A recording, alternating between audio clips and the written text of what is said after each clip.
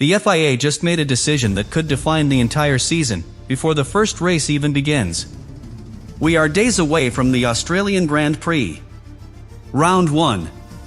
Lights out in Melbourne. And after reviewing Red Bull's controversial blown diffuser and new Ford engine mapping, the FIA didn't restrict it. They didn't question it. They cleared it. Completely. This is the same RB22 that completed over 2,000 laps in testing with zero major mechanical failures. The same car that reportedly ran 0.4 per lap faster than Ferrari over long stints. The same Ford power unit running 12 degrees cooler under load, showing no energy clipping, and hitting roughly 15 km per hour more on the straight without drag reduction. And now, it is fully approved. No performance cut. No technical directive. No last-minute rule change. If the numbers from Bahrain translate to Melbourne, we are not just looking at a strong start. We could be watching the foundation of early season dominance. Because a half-second upgrade package, legally cleared before race 1, is not just an advantage. It is a warning. Subscribe now, because what the FIA just revealed about Red Bull might shift the balance of power before the first checkered flag of the year even falls. Now let's slow this down, because the real impact of this FIA decision goes far beyond a simple approval. When a governing body reviews a new aerodynamic concept and a revised engine mapping just days before the first race, and finds nothing to restrict, that sends a message. Red Bull is not operating in a gray area. They are operating at the limit. And that limit has just been validated. During testing, the RB22 did not chase headlines. Verstappen's fastest lap was controlled. Measured. They focused on long runs. Over 2,000 laps completed. Zero major mechanical failures. That is not experimentation. That is confidence in the machinery. Then came the leaked telemetry. Roughly 0.4 per lap faster than Ferrari across extended race simulations. Not in qualifying trim. In race trim. That is where championships are decided. And the engine numbers are even more revealing. The Ford power unit ran approximately 12 degrees cooler under sustained load. Cooler temperatures mean more aggressive hybrid deployment. More aggressive deployment means no clipping halfway down the straight. Telemetry showed around 15 km per hour advantage on the main straight without drag reduction. That is pure efficiency. But the shock factor increases when you look at the Melbourne upgrade package. The blown diffuser version 2 side pods energize the rear floor using hot exhaust gases, improving medium speed corner performance by roughly 0.2. The revised front wing geometry targets low speed understeer, unlocking approximately 1.5 in Sector 1. Add airbox winglets, improving rear stability by about 5%. Then a diffuser extension integrated into the rear crash structure, adding traction in the final sector. Layer everything together and projections approach half a second per lap. Half a second. At race 1. And now there is no regulatory hesitation. No scaled back engine modes. No defensive setup to avoid scrutiny. Red Bull can run the car exactly as designed. But Melbourne will test more than legality. It will test execution. Albert Park evolves rapidly across a weekend. Grip builds. Track temperature rises above 40 degrees. Rear tire management becomes critical. Verstappen admitted the RB22 can still feel sensitive in tight hairpins. If that sensitivity remains under full race load, degradation could spike. If it does not, and the 0.1 per lap degradation seen in simulation holds, a one-stop strategy becomes powerful. So the first 10 laps in Australia will be revealing. Watch the stability through Sector 2. Watch the traction out of Turn 11. Watch whether straight line speed remains relentless deep into a stint. Because what the FIA just revealed was not just compliance. It was freedom.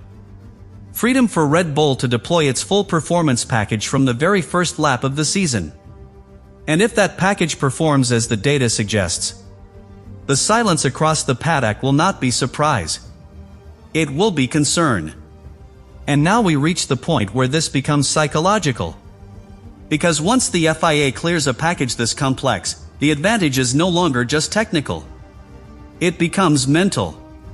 Red Bull arrives in Melbourne knowing their blown diffuser concept has been reviewed. Their Ford hybrid deployment has been analyzed. Their airflow structures have been inspected. And nothing was restricted. That confidence changes how a team operates on a race weekend. There is no hesitation when selecting aggressive engine maps. No doubt when running maximum deployment in qualifying.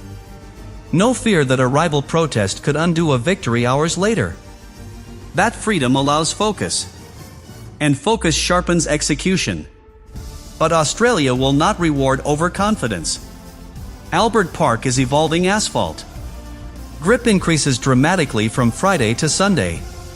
A car that feels planted in practice can feel completely different under race fuel and rising temperatures. The RB22's long-run degradation was measured at roughly 1/10 per lap in simulation. If that translates to Melbourne, it becomes a strategic weapon. Longer first stint. Controlled pace. Pressure applied at the exact moment rivals begin to struggle. And then there is the straight line factor. 15 km/h advantage without drag reduction in testing is not a small number. If that remains consistent under race conditions, overtaking becomes easier. Defending becomes simpler. Track position becomes controllable. But there is still one variable that could disrupt everything. Low-speed rotation. Verstappen acknowledged that tight hairpins can still feel awkward. Melbourne has several traction-heavy exits. If rear stability falters under throttle, tire temperatures will spike. And once rear tires begin to overheat, even the most efficient hybrid system cannot mask the loss of grip. So the opening laps will reveal more than qualifying ever could. Watch the RB22 through Sector 2. Does it look calm mid-corner? Watch turn 11 on lap 8 or 9. Is the throttle application smooth? Watch the final laps before the first pit window. Is the straight line speed still relentless? Because if the answers are yes, then the FIA's revelation was not simply procedural. It was transformative. It confirmed that Red Bull enters the first race of the season with its full performance envelope intact. And if that envelope is as wide as the data suggests, Melbourne will not just start the championship. It will set the tone. A tone that could make the rest of the grid realize, very early, that catching the RB22 might be far more difficult than anyone expected. And here is the layer that could make this even bigger than a single race. Because when a team begins a season with reliability, performance, and regulatory clarity, momentum becomes exponential. Red Bull did not just test well. They validated correlation between simulation and track at 100%. That means what they saw in computational models is matching what the car is doing on asphalt. When correlation is perfect, development accelerates. You are no longer guessing. You are refining. The Melbourne package alone is estimated between 4 and 6/10 per lap in total gain. SidePod's blown diffuser version 2 delivering roughly 2/10 in medium speed corners. Front wing revision unlocking around 1.5/10 in slow sections. Air box and mirror refinements adding stability in crosswinds. Rear diffuser extension improving traction out of final sector exits. All of it built around a Ford power unit running cooler and more efficient than expected. That is not a small update. That is a platform shift. And when a platform shifts early in a season, rivals are forced into reaction mode. Reaction mode is dangerous. Because under budget cap limits, rushing upgrades compresses development cycles. Compressed cycles increase error risk. One miscalculated floor revision. One poorly correlated aero tweak. And suddenly the gap widens instead of shrinking. But Melbourne will deliver the first real verdict. If the RB22 secures pole, controls degradation, and maintains that straight line consistency deep into the race, then the narrative changes immediately. Not just for Australia. For the next 4 or 5 races. Confidence builds inside the garage. Pressure builds outside it.